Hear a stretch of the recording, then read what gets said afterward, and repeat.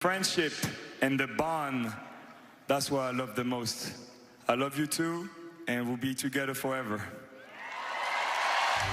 Ladies and gentlemen, give it up one more time, Tony Parker!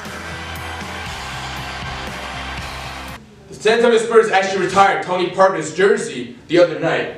And that ends the trio there. That ends Tony Parker, Tim Duncan, and Manu Ginobli. The Spurs dynasty, someone can argue, is officially over. Z, where does the Spurs trio rank in NBA history? History, top three trios.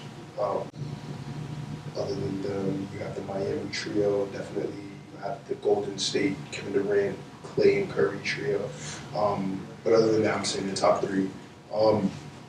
With all these guys being retired, obviously, we can reflect on each of their careers. And 4 rings for TP, 5 rings for TD, and 4 for Manu. This is crazy. That's absurd. Not only were they winning rings all throughout the 2000s, and then one with Kawhi in 2014, they have more rings than both of those other trios that I just mentioned. So those guys just played well together. As simple as that. They each played their role. They knew what they were doing. They had amazing chemistry. Amazing doesn't even sum it up. But no, those guys, NBA fans idolize those guys. Even players that aren't even NBA fans idolize those guys because they're just that well known. They're iconic. Exactly. In pop culture and basketball and many things, they're iconic. You talk about a team that's the exact opposite of the New York Knicks, and then you get the San Antonio Spurs. Yes. Man, where does this trio rank in NBA history? Or let's say, for argument's sake, this past 2 decades? The other notable trios, we have Miami, obviously, with LeBron James, D-Wade, and Chris Bosh. We have Golden State with Kevin Durant, Steph Curry, Klay Thompson. You can say Draymond Green as well. San Antonio Spurs are the best trio in the past 2 decades. I will say that with a fact. Here's why. Yes, maybe they didn't have the talent that the Miami Heat did, or what the Golden State Warriors did. But you know what? They didn't need. That's what made them so good in a way, because they didn't need that raw talent. This is where the word. I'm trying to think. I'm missing the word right now. Synergy defined as the combination of parts is greater than the sum of its parts. So the result is greater than the sum of its parts. When you have LeBron James, D-Wade, and Chris Bosh, you have that worldly talent. They got 2 rings. Golden State Warriors, Kevin Durant, Steph Curry. Kevin Durant and Steph Curry. That's combined 3 MVPs right there. Yeah. How much rings they have? Only 2. How much rings do the San Antonio Spurs have with Tony Parker, the 28th pick in his draft, Manu Ginobli, and Tim Duncan? Tim Duncan may be number 1. So Tim Duncan's obviously the best talent. They have 4 together. Timmy has 5 by himself. What I love about the Spurs so much too is just how the Miami Heat and the Golden State Warriors, they had to actually incorporate players. They had to sign, Golden State Warriors signed Kevin Durant. The Miami Heat had to sign LeBron James. They signed Chris Bosh from Toronto. The San Antonio Spurs, they're organic there. They had to chemically re-engineer the team.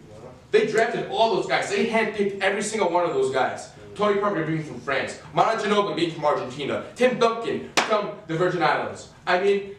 It's just perfect. And the way they play basketball, it's so beautiful. It's like an art, how they play and space the floor. You gotta credit Pop for that, Exactly. I was watching highlights and just passing everywhere. It's so beautiful. And man, it's just, that has to be the best dynasty, and then, the best trio. Like I was saying, with Pop just being there, he's one of the greatest coaches of all time.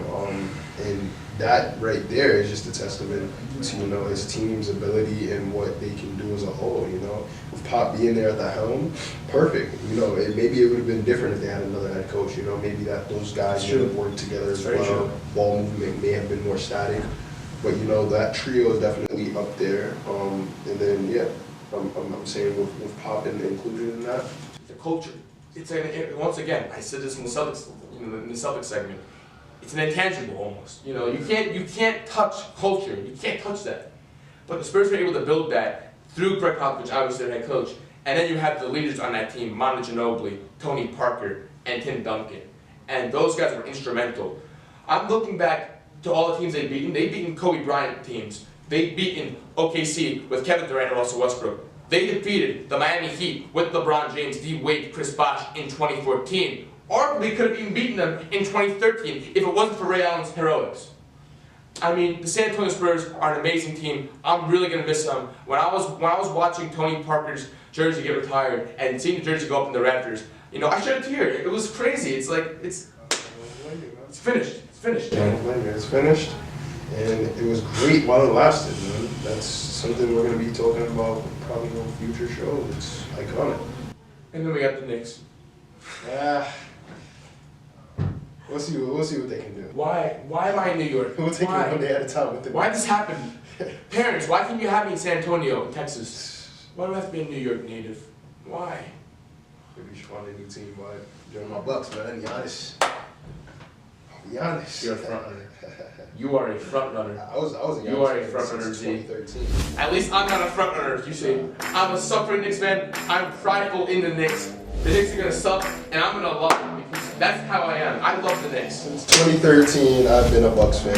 I don't want to hear it. Since Giannis was 180 pounds coming into the league, I don't want to hear it. All right, guys, that wraps it up. Thanks for watching, and we'll see you guys next week.